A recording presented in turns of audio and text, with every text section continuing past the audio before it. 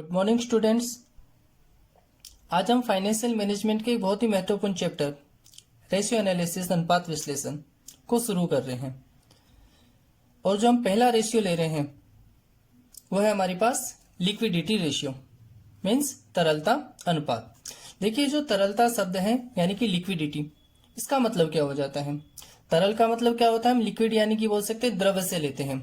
तो जब हम बिजनेस की बात करते हैं या किसी इस तरह की संस्था की बात करते हैं जो कुछ प्रोडक्शन करना, सेल आउट करना, इससे रिलेटेड काम करती है, तो उसके लिए लिक्विड या तरल का मतलब क्या हो जाता है, कैश एंड कैश इक्विवेलेंट से हो जाता है। तो यहाँ पे हम जब तरलता अनुपात की बात करें तो हम उन्हीं चीजों की बात करेंगे। देखो जितने भी रेशियोज हम पढ़ेंगे वो सारे के सारे रेशियो बैलेंस शीट पे डिपेंडेबल है या तो कहीं ना कहीं वो ट्रेडिंग एंड पीएनएल अकाउंट से रिलेटेड होते हैं। तो जो लिक्विडिटी रेशियो है उसका संबंध मुख्य रूप से बैलेंस शीट से ही होता है।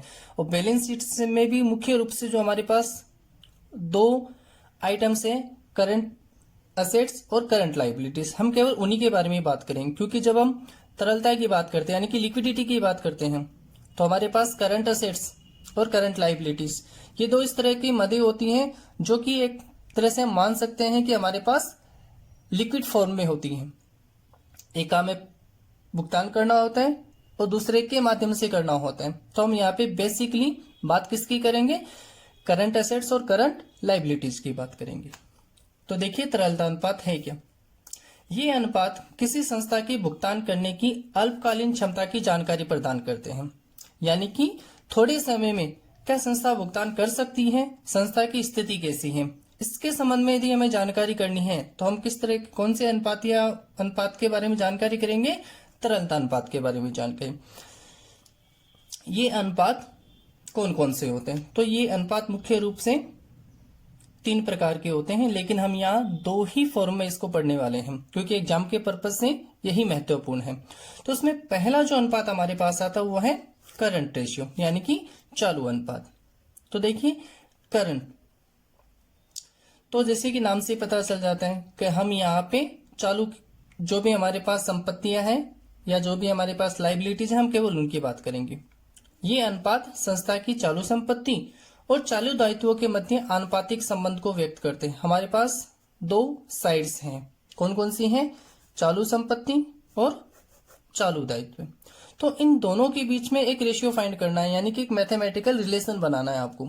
वह मैथमेटिकल रिलेशन जो भी फॉर्म में आपके पास आएगा, जो भी नंबर्स में आपके पास आएगा, वही हमारे लिए क्या है, करंट रेशियो या चालू अनुपात है। अब इसकी इंपॉर्टेंस क्या है ये मैं आपको जब हम एग्जांपल करेंगे उस समय थोड़ा सा बता दूंगा। तो इसका फॉर्मूला हमारे पास क्या होता है, current ratio is equal to current assets divide by current liabilities. Short form में हम इसको यूं भी बोल सकते हैं यदि लिखना चाहें तो current assets divide by current liabilities, CA/CL। तो इस तरह से आप इसे शॉर्ट में नोट कर सकते हो। यह 2:1 आदर्श माना जाता है। यानी ये रेशियो यदि हम फाइंड करते हैं और 2:1 आता है, इट मीन्स ये कंपनी के लिए आइडियल माना जाता है। यह अनुपात यदि बहुत ज्यादा है तो संस्था को प्रबंधकीय दृष्टि से अच्छा नहीं माना जाता। यानी कि मान लीजिए 3-4 आ रहा है, चलो वहां तक हम मान लेंगे, चलो ठीक है, लेकिन बहुत ज्यादा है तो ये स्थिति गलत मानी जाती है। और किस दृष्टिकोण से गलत मानी जाती है, प्रबंधकीय दृष्टिकोण से। इसे वर्किंग कैपिटल रेशियो भी कहा जाता है। ये जो करंट रेशियो हम पढ़ रहे हैं इसको वर्किंग कैपिटल रेशियो भी कहा जाता है। ऐसा क्यों बोलते हैं हम इसे, क्योंकि वर्किंग कैपिटल जो होती है उसका संबंध होता है करंट असेट्स और करंट लाइबिलिटीज से। तो हम दोनों को यूज करें, इट मीन्स यहाँ वर्किंग कैपिटल के बारे में हम कुछ न कुछ फाइंड कर रहे होते हैं, इसलिए इसको वर्किंग कैपिटल रेशियो भी बोल दिया जाता है। दूसरा जो मुख्य अनुपात हमारे पास रहेगा वो है त्वरित या तरल अनुपात। इसको हम बोलेंगे क्विक और लिक्विडिटी रेशियो। तो आखिरकार ये है क्या, यदि संस्था को अपने चालू दायित्वों का भुगतान बहुत शीघ्र करना है या निकट भविष्य में करना हो तो संस्था की क्षमता है या नहीं, इसकी जानकारी हमें किस अनुपात से प्राप्त होती है, त्वरित या तरल अनुपात से प्राप्त होती है। यानी कि मान लीजिए हमें इमीडिएटली पेमेंट करना है तो क्या इमीडिएटली पेमेंट करने की संस्था की कैपेबिलिटी है या नहीं, तो इसकी जानकारी हमें किससे होगी, त्वरित या तरल अनुपात से प्राप्त होती है। इसका फॉर्मूला यदि हम देखना चाहें तो हमारे पास क्या आता है, quick ratio is equal to liquid assets upon current liabilities, यानी कि बेस यहां भी क्या रहेगा आपके पास, करंट लाइबिलिटीज ही रहने वाला, ये ध्यान रखना थोड़ा सा। दोनों जगह बेस करंट लाइबिलिटीज को ही लिया हमने, यहां भी हमारे पास बेस क्या था, करंट लाइबिलिटीज, पर यहां भी हमारे पास बेस क्या है, करंट लाइबिलिटीज ही है। बस यहां पे वहां हमने करंट एसेट्स यूज किया था, यहां हमने लिक्विड एसेट्स यूज करना। तो लिक्विड एसेट्स होती क्या है, इसको फाइंड कैसे किया जाता है, तो इसका एक फॉर्मूला है हमारे पास कि liquid assets is equal to current assets minus stock plus prepaid expenses. हमने क्या किया, करंट एसेट्स में से स्टॉक को लेस कर दिया, इन्वेंट्रीज को घटा दिया, और जो प्रीपेड एक्सपेंसेस थे उन्हें हमने लेस कर देना है। तो ये दोनों चीजें यहां से अलग कर दी जाती हैं। शेष जो भी हमारे पास एसेट्स बचेगी वो सारी की सारी क्या होगी, लिक्विड एसेट्स होगी। हम ऐसा क्यों करते हैं, इसके बारे में भी थोड़ी सी जानकारी कर लीजिए कि हमने स्टॉक और प्रीपेड एक्सपेंसेस को ही क्यों घटाया, बल्कि हमारे पास करंट एसेट्स के रूप में और भी बहुत सारी एसेट्स थी, उनको हमने करंट एसेट्स में से लेस क्यों नहीं किया।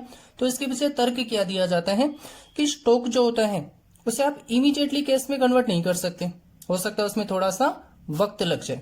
इसी तरह से प्रीपेड एक्सपेंसेस, यानी कि आपने पहले ही किसी को भुगतान कर दिया, अब आप उससे यदि वापस लेना चाहूं, हो सकता है उसने खर्च कर दिया, वो आपको वापस न दे पाए। तो स्टॉक को आप इमीडिएटली कैश या बैंक में कन्वर्ट नहीं कर सकते। इसी तरह से प्रीपेड एक्सपेंसेस को भी आप रिटर्न इमीडिएटली नहीं ले सकते, हो सकता है वो आपको मनाही कर दें, या हो सकता है आपको थोड़े बहुत अमाउंट आपको वापस रिफंड हो।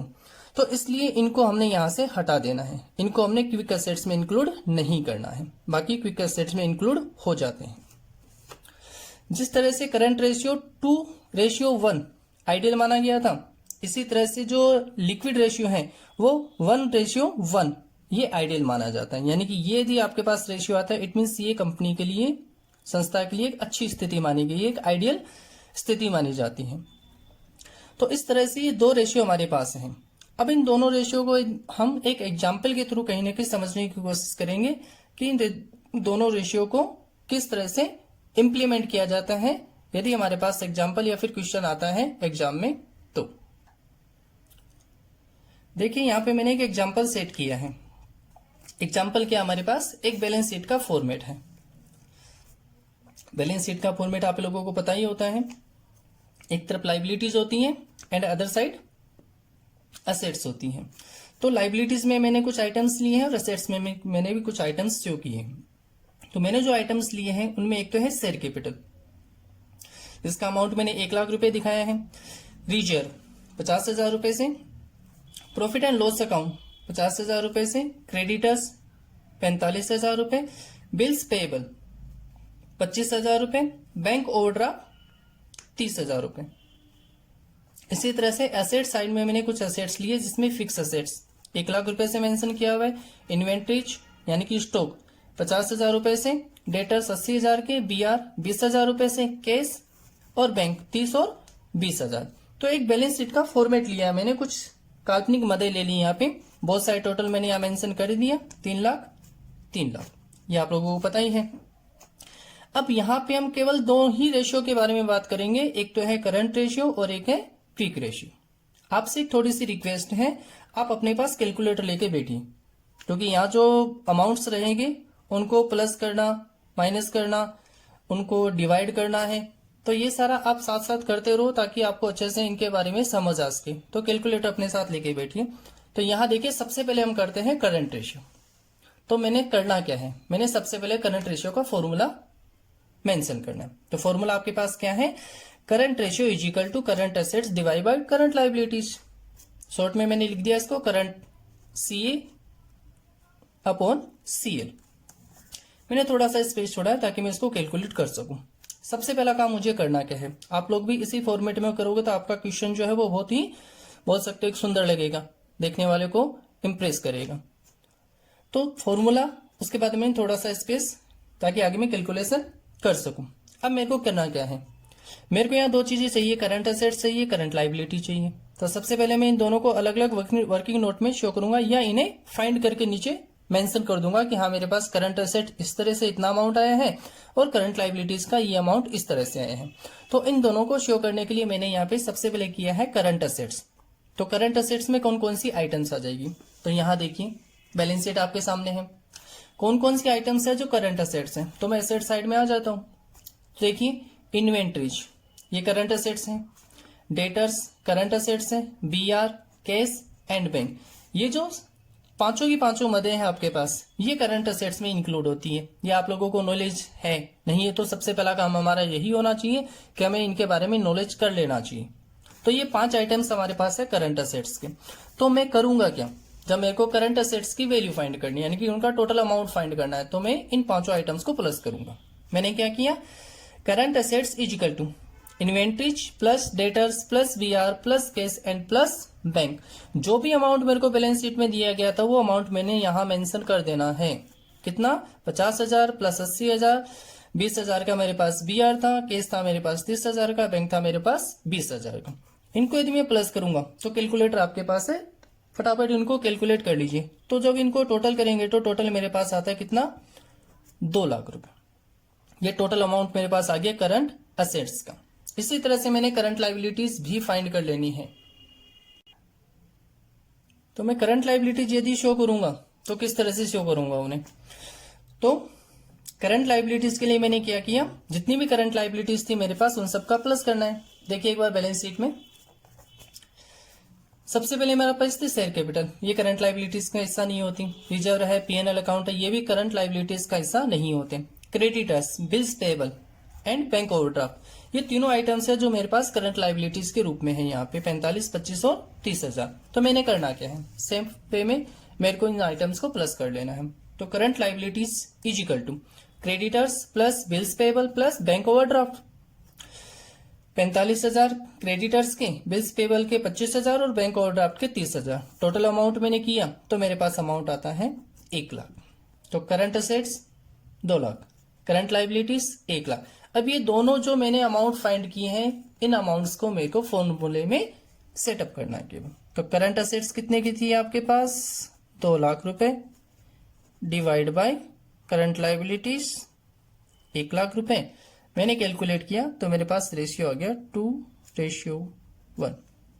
तो 2:1 जो है ये एक आइडियल रेशियो है, आदर्श अनुपात माना जाता है किसी भी कंपनी के लिए यदि उसका करंट रेशियो 2:1 आता है। तो यदि इसको थोड़ा सा आप यहाँ मेंशन करना चाहूं, ये थोड़ा ध्यान कर लेना, बहुत कम स्टूडेंट ऐसा करते हैं। मोस्टली हम करते क्या है, रेशियो पूछा, रेशियो फाइंड किया और लिख दिया। इस रेशियो की वैल्यू क्या है, कंपनी के लिए अच्छा है, बुरा है, कैसा है, ये जरूर आप लोग मेंशन करके आए, क्योंकि जब तक आप ये मेंशन नहीं करेंगे आपका जो आंसर है वो अनकंप्लीट माना जाएगा। तो जैसा भी आप अपने शब्दों में लिख लीजिए। जैसे यहाँ पे हमारे पास 2:1 का रेशियो आ रहा है, तो मैं इसको क्या लिखूंगा, मैं इस तरह से मेंशन कर सकता हूं कि ये अनुपात कंपनी के लिए क्या है, आइडियल है, यानी कि आदर्श है।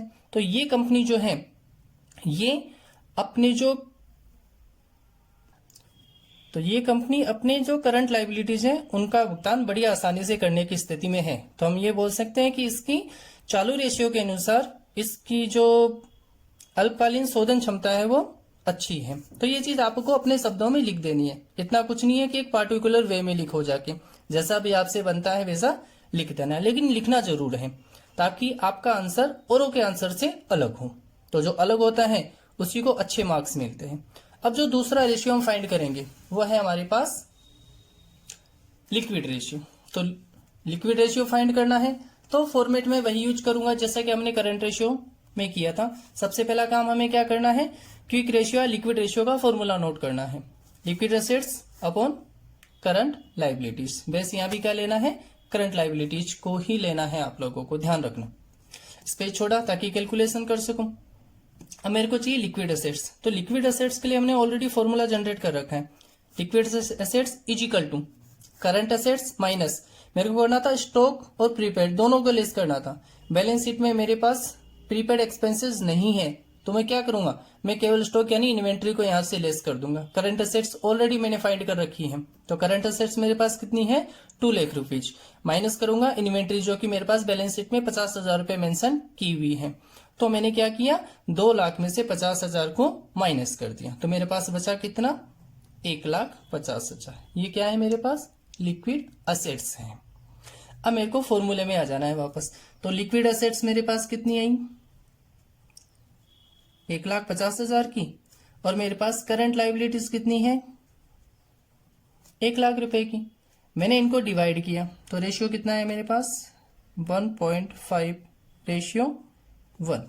अब ये जो रेशियो है मेरे पास, मैं इसे ये तो नहीं कहूंगा कि ये आइडियल है, लेकिन मैं ये भी नहीं कहूंगा कि हाँ भाई कंपनी की स्थिति को कोई बहुत ज्यादा खराब है, या बोल दूंगा बहुत बहुत ज्यादा बड़ा रेशियो आ रहा है आपके पास, ऐसा भी कुछ नहीं है, नियर अबाउट है। इट मीन्स ये कंपनी के लिए अच्छी स्थिति मानी जाएगी, यानी कंपनी को इमीडिएटली यदि अपनी जो असेट्स हैं उसका यदि भुगतान करना पड़ता है तो वो कहीं ना कहीं करने की स्थिति में है। यानी कि यदि करंट लायबिलिटीज का भुगतान कंपनी को अपने जो लिक्विड असेट्स हैं उनसे यदि करना है, सॉरी फॉर डिस्टर्बनेस, यदि कंपनी को अपने जो लिक्विड एसेट्स है उनसे यदि करंट लायबिलिटीज का भुगतान करना है तो कंपनी बड़ी आसानी से यहां करने की स्थिति में है, तो इसे हम कंपनी के लिए एक अच्छी स्थिति मानेंगे।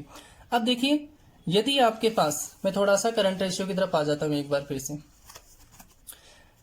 2:1 हमारे लिए अच्छी स्थिति है, यानी कि तो आइडियल है, वैसे भी हमने ऑलरेडी मेंशन किया हुआ है। लेकिन यहां सपोज कीजिए यदि आपके पास करंट रेशियो, मैं थोड़ा सा अलग से आपको समझा देता हूं। मान लीजिए आपके पास करंट रेशियो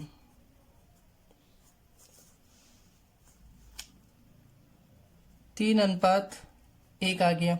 आइडियल से तो बहुत ज्यादा अच्छी स्थिति है, तो हम इसे गलत नहीं कहेंगे, चलो एक अच्छी स्थिति है कंपनी के लिए। लेकिन यही करंट रेशियो मान लीजिए आपके पास इतना आ जाए, जैसे मान लीजिए 5:1 आ गया।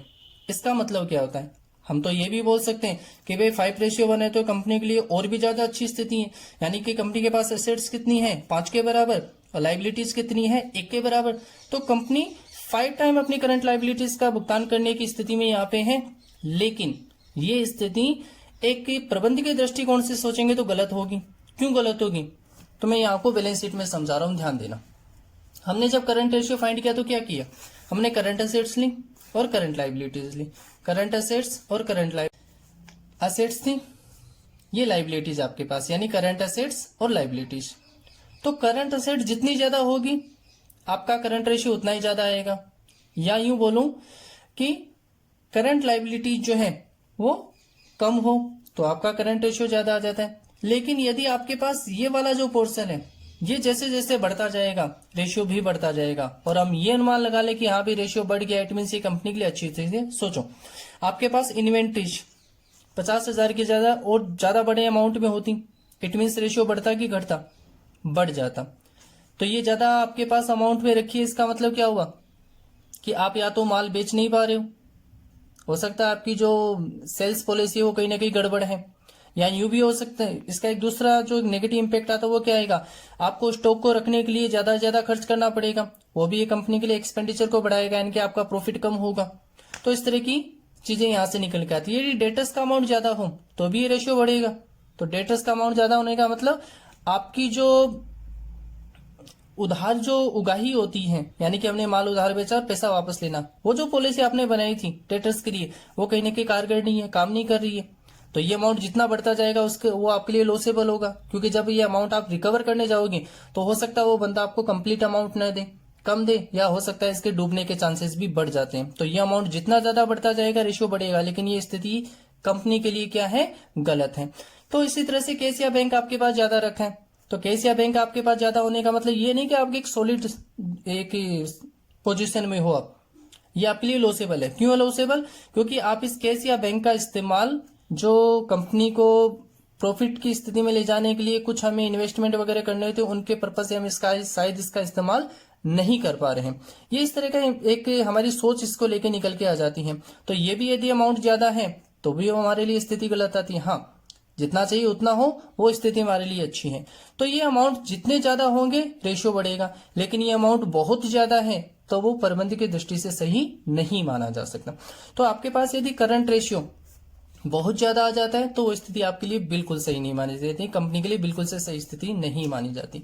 तो आज हमने ये 2 रेशियो ही देखे हैं, इंपॉर्टेंट है एग्जाम के दृष्टिकोण से।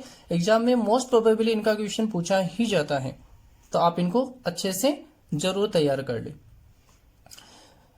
कुछ आपको प्रॉब्लम्स आई हो तो आप लोग कमेंट में जरूर लिखें, शेयर और लाइक जरूर करें। Thank you.